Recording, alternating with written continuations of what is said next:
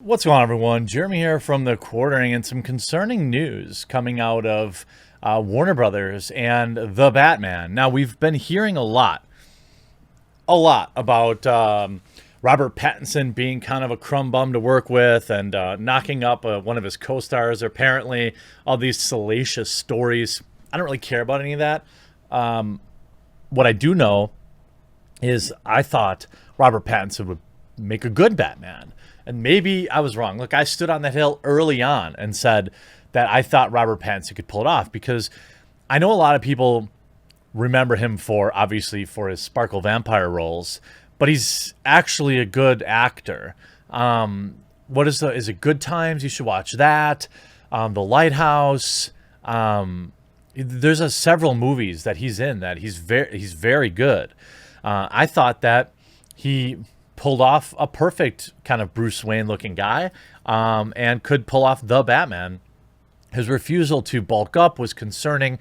You don't have to be like Hulkamania buff, but you've got to like be somewhat physically imposing.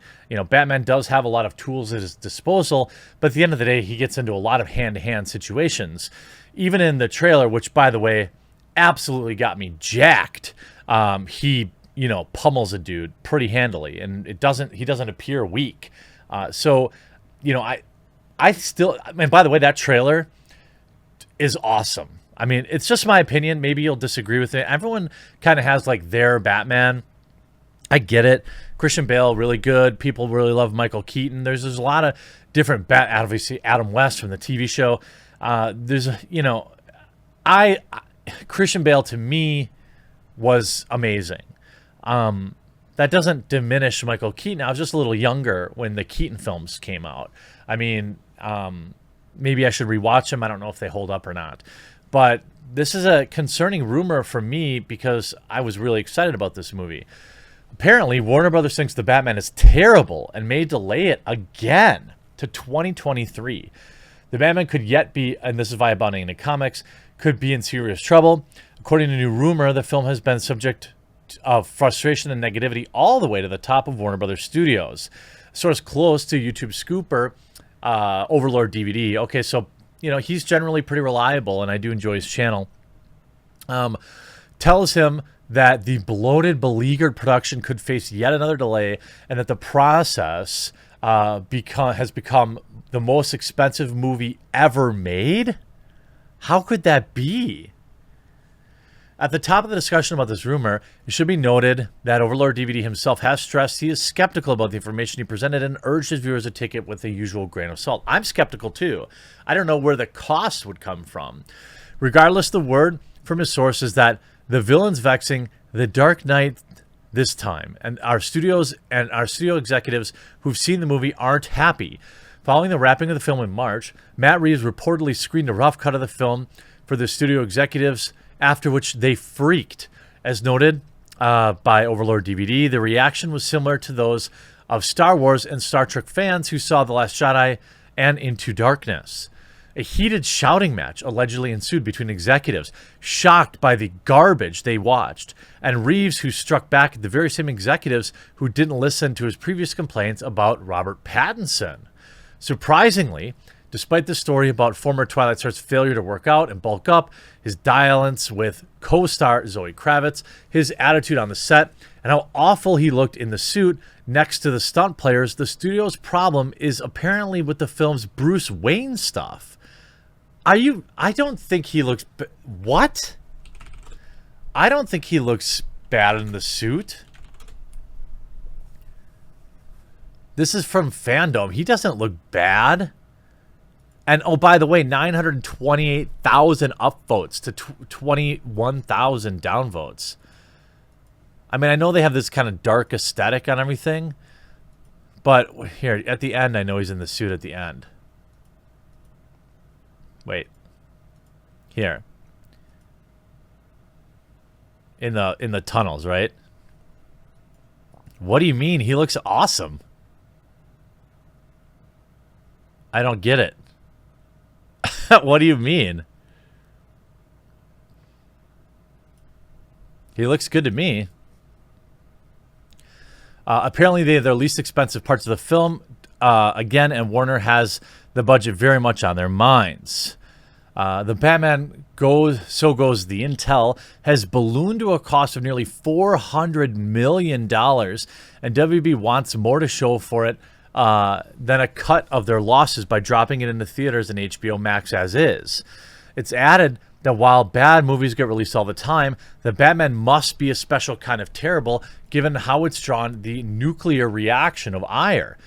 Reshoots would cost millions and push the film back to 2023, an even more extensive delay than initially caused by the lockdowns.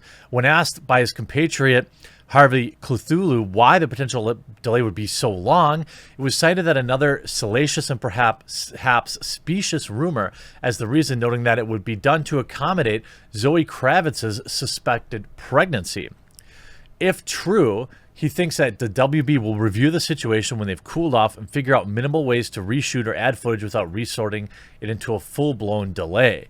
The scoop could get another one for the tinfoil hat crowd, but it sure makes sound like Warner is regretting letting Zack Snyder go. Lucky for them, there may be some time to demand restore the Snyderverse. I don't know about this. I don't understand it. You can see, not sure what to think. I'm in no hurry to see yet another take on Batman. The trailer was okay. However, it looks like a blatant ripoff of Zodiac or Seven. Oh, I could see that maybe. I like the casting for most of the Snyderverse, despite the movies never being as good as they should be. I don't know. People think this...